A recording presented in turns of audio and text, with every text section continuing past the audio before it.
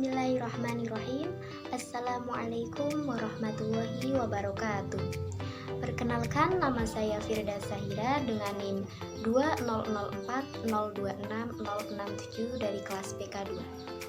Oke teman-teman, dalam video kali ini saya akan menyampaikan materi mengenai filsafat umum guna memenuhi tugas ujian akhir semester. Nah, filsafat berasal dari bahasa Yunani yaitu philosophia. Kata berangkai dari kata philein yang berarti mencintai dan sophia yang berarti kebijaksanaan. Philosophia berarti cinta atau kebijaksanaan. Nah, pada kesempatan kali ini kita akan sedikit membahas mengenai 6 macam filsafat di dunia ini.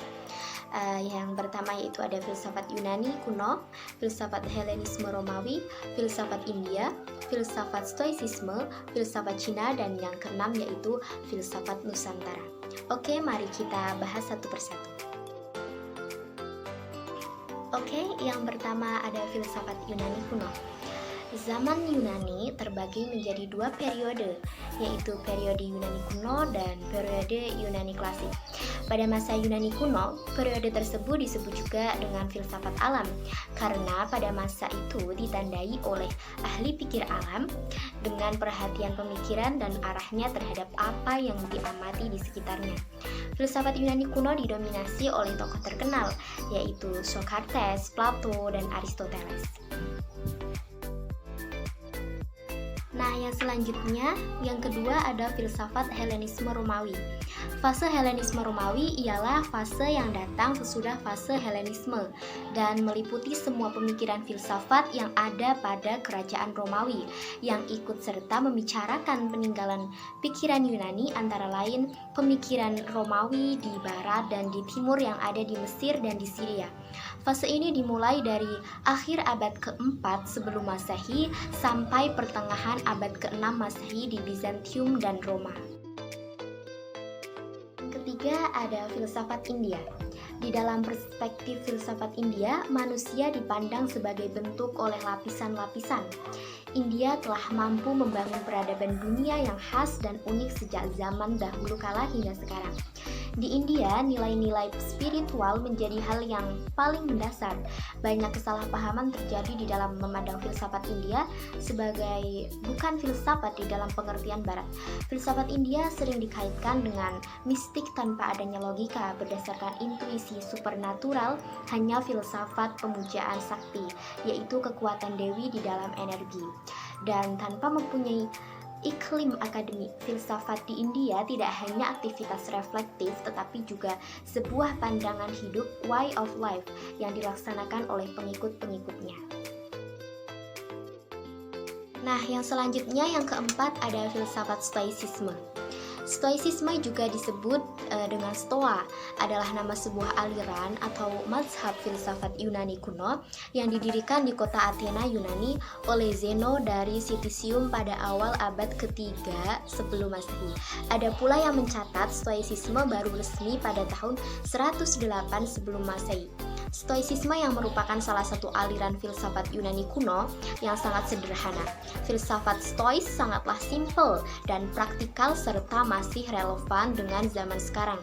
Para filsuf Stois memandang kebahagiaan itu bukan dikejar, mereka lebih berfokus bagaimana kita bisa mengurangi emosi-emosi negatif seperti marah, stres, sedih, atau galau. Bagi mereka, emosi negatif itu bisa diobati dengan filosofi. Nah, di filosofi Stoicisme ini mengajarkan bahwa kebahagiaan berasal dari thing we can control. Bagi filsuf Stoa, menggantungkan kebahagiaan pada hal-hal yang tidak bisa dikendalikan seperti perlakuan orang lain, opini orang lain, status, dan popularitas yang ditentukan orang lain, hingga kekayaan itu tidaklah rasional, tetapi kekayaan berasal dari kerja keras dan ide serta persepsi kita. Serta kesehatan juga asalnya dari pola makan yang kita atur. Berarti bukannya kekayaan dan kesehatan termasuk dalam hal yang berada di dalam kendali kita kan? Nah, perlu dipahami bahwa kendali bukan hanya soal kita memperoleh tetapi juga mempertahankan. Kenyataannya kekayaan, ketenaran, kesehatan memang bisa diusahakan untuk dimiliki kita, tidak bisa yakin untuk sepenuhnya mempertahankan. Jadi kebahagiaan sejati bagi filsuf Stoa adalah tidak menggantungkan kebahagiaan pada hal-hal yang kapanpun bisa lenyap dari hidup kita. Contohnya seperti kekayaan, popularitas, persahabatan, dan kesehatan, karena kita akan dihantui oleh rasa was-was kehilangan hal tersebut, dan kemungkinan hilang akan benar-benar nyata karena hal tersebut berada di luar kendali kita. Nah, dalam filsuf Stoicisme, ada seorang tokoh filsuf yang bernama Epictetus yang berkata, siapapun yang mengizinkan atau menghindari hal-hal yang ada di luar kendalinya tidak akan pernah benar-benar merdeka dan bisa setia pada diri sendiri, tetapi akan terus terombang-ambing terseret hal-hal tersebut. Yang selanjutnya, yang kelima, ada filsafat Cina. Filsafat Cina merupakan salah satu filsafat tertua di dunia, selain filsafat India dan filsafat Barat tentunya, dan dipercaya menjadi salah satu filsafat dasar yang mempengaruhi sejarah perkembangan filsafat dunia. Filsafat Cina sebagaimana filsafat lainnya dipengaruhi oleh kebudayaan yang berkembang dari masa ke masa. Ada 3 tema pokok sepanjang perjalanan sejarah filsafat Cina, yakni harmoni, toleransi, dan peri kemanusiaan. Oke, dan yang terakhir, yang keenam, ada filsafat Nusantara. Filsafat Nusantara menuju pada kebijaksanaan yang menjadi cara pandang menyeluruh oleh masyarakat yang terdapat pada kebudayaan Indonesia. Ruang lingkup filsafat Nusantara dipandang melalui epistemologisnya, pandangan hidup yang terdapat dalam setiap kebudayaan di Indonesia. Filsafat Nusantara tidak bisa ditemukan dengan satu pandangan, melainkan kita harus menelisik pandangan hidup pada masyarakat yang bersangkutan. Nah, berikut ada manfaat mempelajari filsafat Nusantara.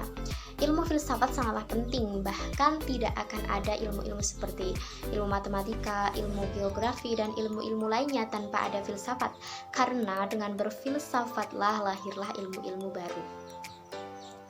Begitupun dengan mempelajari filsafat Nusantara. Manfaat dari mempelajari filsafat Nusantara diantaranya yang pertama ada dapat memperkuat jati diri bangsa, dan yang kedua, penggalian filsafat Nusantara akan memberikan nilai filosofis, spiritual, dan material bagi karya yang mengangkat objek kebudayaan. Banyak sekali tokoh filsuf Nusantara, seperti contohnya ada Ki Hajar Dewantara dan Muhammad Hatta misalnya, dan masih banyak lagi. Itulah sedikit penjelasan mengenai 6 macam filsafat yang ada di dunia ini. Filsafat merupakan induk dari segala ilmu yang mencakup ilmu-ilmu khusus. Kemudian dalam perkembangan selanjutnya, ilmu-ilmu khusus tersebut merasa sudah bisa mandiri. Akhirnya ilmu-ilmu khusus satu demi satu memisahkan diri dari induknya, yaitu filsafat. Setiap masalah yang tidak bisa dipecahkan oleh ilmu-ilmu khusus, maka yang bisa memecahkannya adalah filsafat. Filsafat sebagai ilmu, filsafat sebagai cara berpikir, filsafat sebagai pandangan hidup, dan filsafat juga sebagai metode. Sekian yang dapat saya sampaikan, kurang dan lebihnya mohon maaf. See you next time. Wassalamualaikum warahmatullahi wabarakatuh.